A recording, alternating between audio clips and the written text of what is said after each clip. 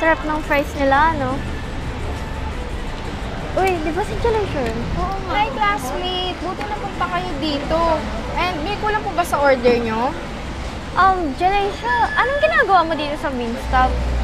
Ito, nagpo-part-time ako para makatulong sa mga magulang ko.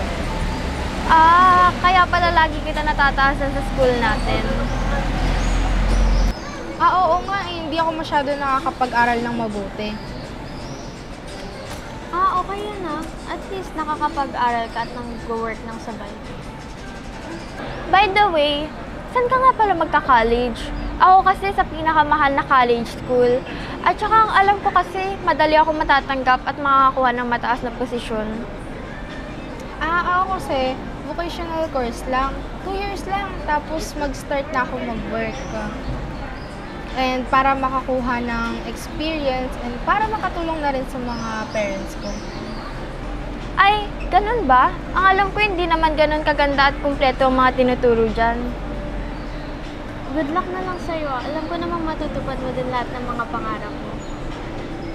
Alis na nga tayo. Hindi pa natin mag-review para sa exam. At for sure, matataasan na naman kita.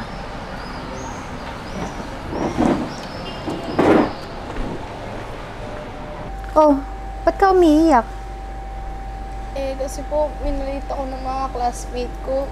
Kasi hindi ko daw 4-year college yung kukunin ko.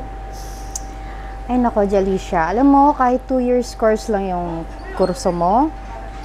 Pero kung gagalingan mo, isa sa puso mo, at saka pag-iigihan mo yung gagawin mo, sama mo na rin ang diskarte.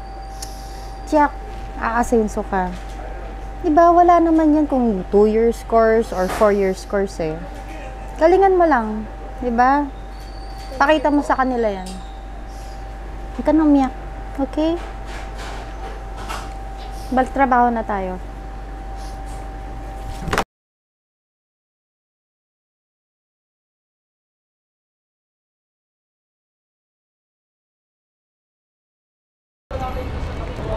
Uy! Hi, Clay! Kamusta ka na pala? Ba't ka pala andito? Kasi naghahanap ako ng work. Ikaw, dito ka na pala nag-work? Oo. After graduation natin, naghanap na agad ako ng work. Kaya ito, supervisor na ako ngayon. By the way nga pala, hiring kami ngayon. Dala mo ba CV mo? Ay, oo, sakto. Tapos, kilala nga pala natin yung branch manager dito. Huh? Kilala ko? Siya. Sige, pasok na ako. Bye-bye.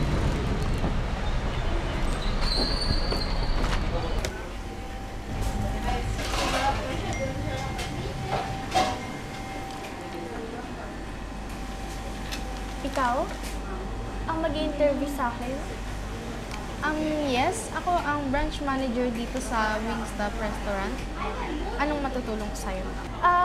Okay. Gusto ko din sana mag-apply as manager ng Wingstop Restaurant.